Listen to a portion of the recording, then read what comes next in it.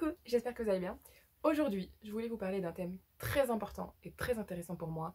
Il s'agit de la diversité dans la littérature. Il y en a de plus en plus de nos jours et ça, je trouve ça génial. Autant des personnages de couleur que des personnages religieux, que des personnages LGBTQIA+, des personnages handicapés mentalement, physiquement. Et ça, je trouve ça absolument génial. Mais fut un temps, je ne lisais que sur des personnages blancs, cis et hétéros et de classe soit aisée, soit moyenne. Et je ne suis pas ça. Du coup, pendant une bonne période dans ma vie, j'étais complexée par rapport à ça. Faut s'avouer aussi le fait que, à l'époque, s'il y avait un personnage d'origine diverse, d'origine étrangère, d'origine, je ne sais pas moi, africaine comme la mienne, c'était du cliché. Regardez juste Aladdin, qui est arabe et qui est un voleur. Jasmine, qui est une princesse arabe et qui est enfermée chez elle, qui est à moitié dénudée, qui possède un tigre, et son père qui est minuscule et joufflu. Du coup, ça posait vraiment problème dans ma tête. Quand j'étais petite, il y avait énormément de blagues qui disaient oui, ben regarde Aladdin, c'est un voleur, vous êtes pareil, nanana. Déjà, je suis pas arabe, pour commencer. Mais voilà, ça me faisait vraiment mal au cœur. Ou sinon, j'avais une comptine quand j'étais petite, du coup en maternelle, sur Fatoumata, qui était vraiment du cliché. Fatoumata était pauvre, elle allait, prenait un... Je sais pas moi, enfin... Certes, il y a des zones dans les pays qui sont comme ça, mais au bout d'un moment, un personnage africain peut être aussi d'origine française ou d'origine américaine ou d'origine britannique et pas seulement une africaine d'Afrique qui fait partie de la population pauvre, qui est cliché, à moitié habillée, ou vêtements déchirés, qui va aller chercher de l'eau dans les puits souvent. Donc franchement, il y a cette image qui fait que même les lecteurs en fait, qui ne sont pas d'origine étrangère se mettent en tête que en fait, les personnages d'origine étrangère sont obligatoirement comme ça et que leurs amis qui sont noirs, arabes, asiatiques, indiens, enfin pakistanais, tout ce que vous voulez, sont aussi de cette origine, donc ressemblent à ça et sont comme ça quand ils retournent au pays, ce qui n'est pas forcément le cas. Donc c'est bien beau en fait d'avoir des personnages qui soient blancs, beaux, cis, magnifiques, mais nous on veut aussi des personnages qui soient colorés, qui soient brisés, qui soient pauvres, qui soient un peu comme nous.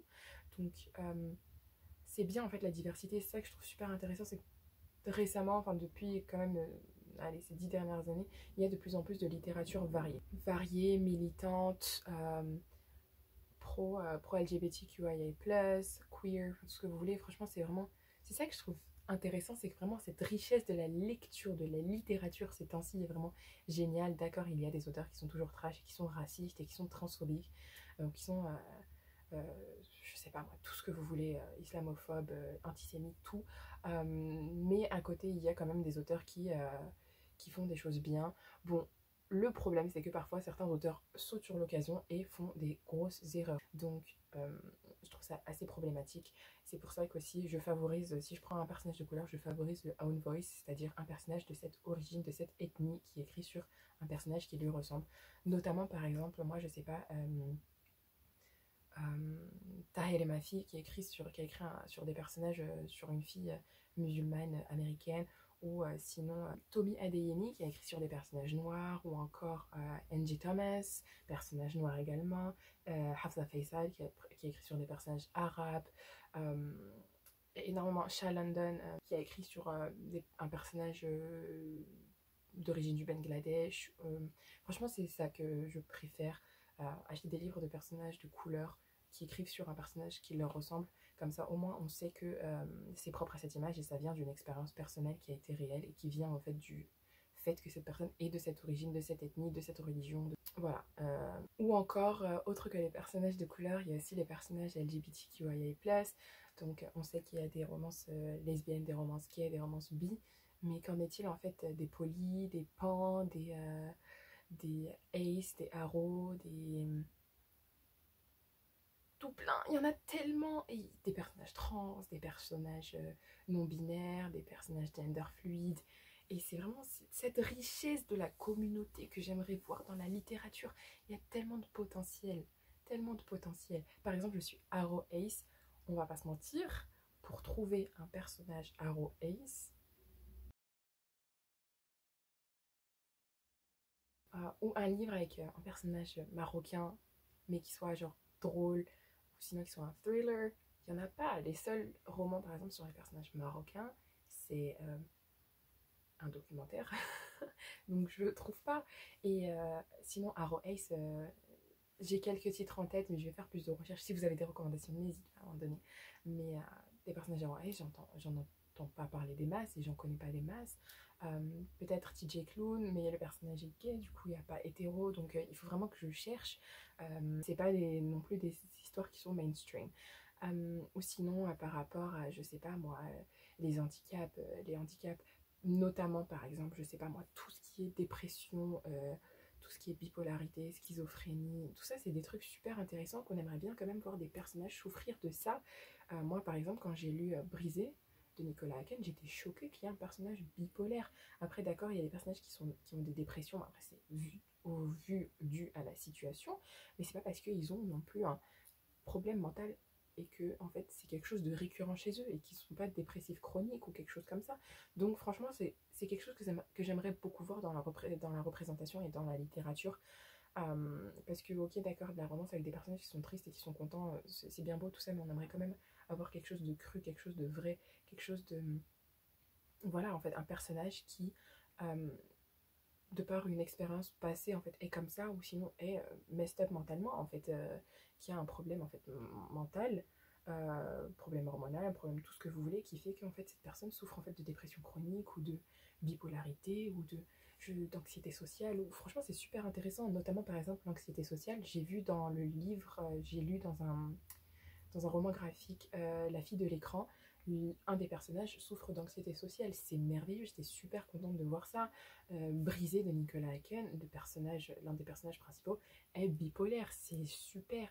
Et surtout quand l'auteur se renseigne bien et fait quelque chose qui est vraiment propre et qui est vrai et qui est cru, mais ça, j'accepte, je valide, j'achète, je prends, je revois, je fais, j'en parle, je fais de la pub, tout ce que vous voulez, je me fais un grand plaisir d'en parler.